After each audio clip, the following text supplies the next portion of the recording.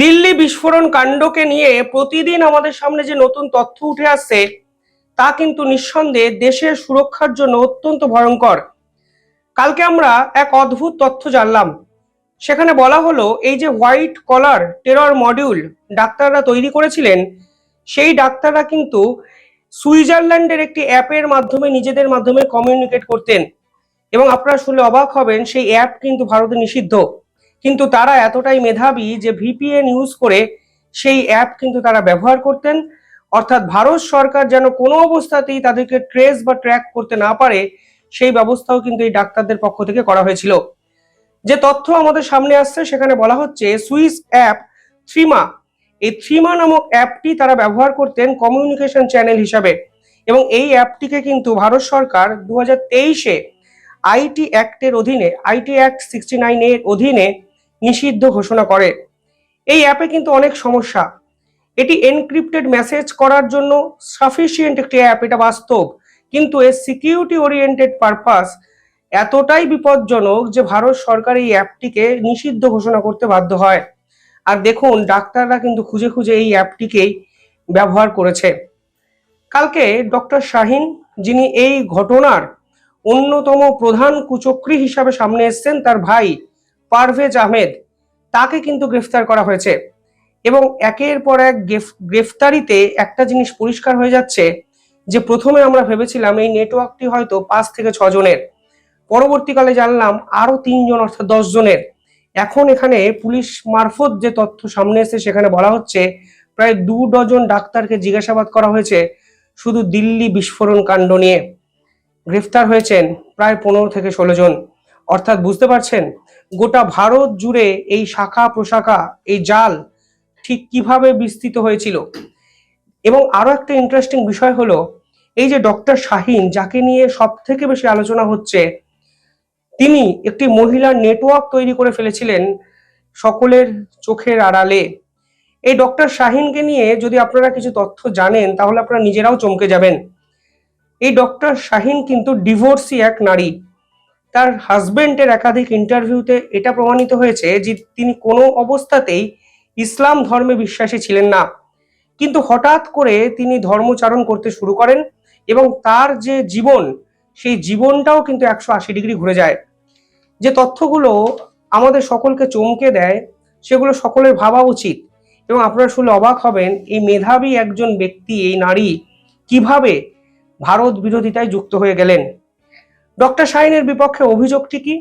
Doctor Shahin সরাসরি জৈশ-ই মোহাম্মদ, তার যে মহিলা উইং, তার সঙ্গে জড়িয়ে পড়েছিলেন। এবং এই মহিলা উইং কিন্তু মাসুদ আজহার মানে জৈশ-ই মোহাম্মদের চিফ খুলেছিলেন শুধুমাত্র অপারেশন সিন্দুরে বদলা নেওয়ার জন্য তার বোন সাদিয়াকে দিয়ে। অপারেশন সিন্দুরে ভাওয়ালপুর ঘাঁটি তছনছ করে দেয় ভারতের মিলিটারি সেনারা। ব্রহ্মস মিসাইল আছড়ে পড়ে জৈশ-ই মোহাম্মদের হেড কোয়ার্টারে। আর এরপরেই মাসুদ আজহার ডিসাইড করে নেন এর পাল্টা তিনি দেবেন, এবং পাল্টা দেওয়ার জন্য তিনি মহিলাদের কাজে লাগাতে শুরু করেন।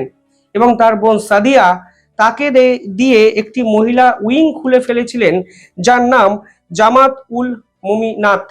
এই জামাত উল মুমিনাতের সদস্য ছিলেন ডক্টর শাহিন।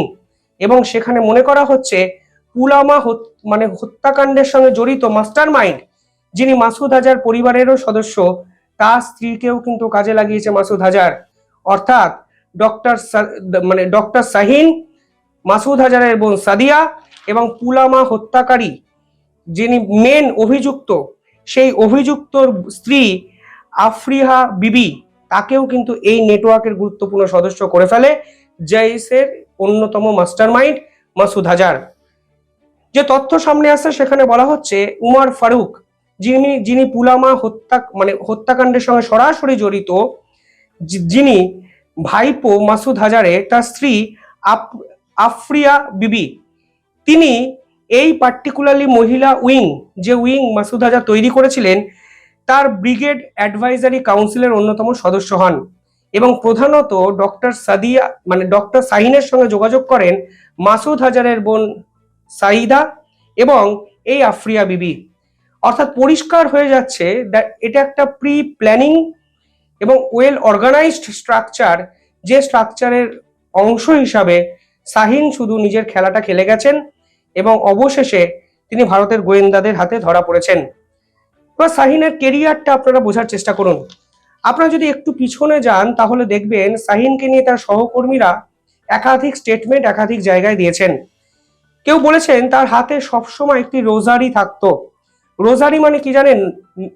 99 বিটসের ইসলামের জপ করার জন্য একটি মালা। সব সময় তিনি এটি ক্যারি করতেন। এবং আরো একটা জিনিস তিনি ক্যারি করতেন যার নাম হাদিস বুক। এই হাদিস বুকে কি হতো? এই হাদিস বুকে ইসলামের মোহাম্মদের সমস্ত রকম টেকনিক্যাল জিনিস কিন্তু লেখা থাকতো।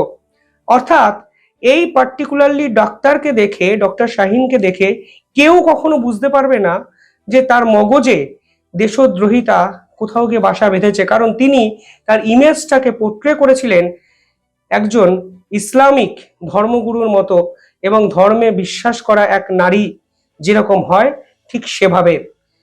তার বিপক্ষে তার সহকর্মীরা বলছেন যে তিনি যখন ইচ্ছা ক্লাসে আসতেন, যখন ইচ্ছা ক্লাস থেকে চলে যেতেন এবং কিছু কিছু সময় তার বহু সহকর্মীকেই তিনি বলেছিলেন আসল কাজ তো বিকেল 4টের পর শুরু হবে। জানি এখন বিস্তর আলোচনা কিন্তু শুরু হয়েছে। পরবর্তীকালে আপনারা যদি দেখেন, ইনি ছিলেন আলটিমেটলি আল ফাতা ইউনিভার্সিটির অন্যতম প্রফেসর। একটু যদি পিছনে যান তাহলে দেখবেন 1996 থেকে 2005 সাল, এই 9 বছরে তিনি এলাহাবাদ থেকে MBBS এবং MD কমপ্লিট করেন। পরবর্তীকালে Uttar Pradesh public service commission crack করেন এবং গণেশ শঙ্কর মেডিকেল কলেজে অ্যাসিস্ট্যান্ট প্রফেসর হিসাবে যোগ দেন। 2012 থেকে 2013 ডিসেম্বর তিনি হেড অফ ফার্মাকোলজির ছিলেন কনৌজ কলেজের এবং পরবর্তীকালে তিনি ট্রান্সফার নেন আলফালা ইউনিভার্সিটির সহচর্যে আসেন। অর্থাৎ বর্ণময় কেরিয়ার, টাকা পয়সার অভাব নেই, চিকিৎসা শাস্ত্রে পারদর্শী এক নারী এবং হেড অফ ফার্মাকোলজি। অর্থাৎ আপনি বুঝতেই পারছেন কেরিয়ারে এখনো যেভাবে অগ্রগতির সম্ভাবনা ছিল তা কিন্তু সাধারণ আর 5টা ঘরের ছেলে মেয়েদের থাকে না।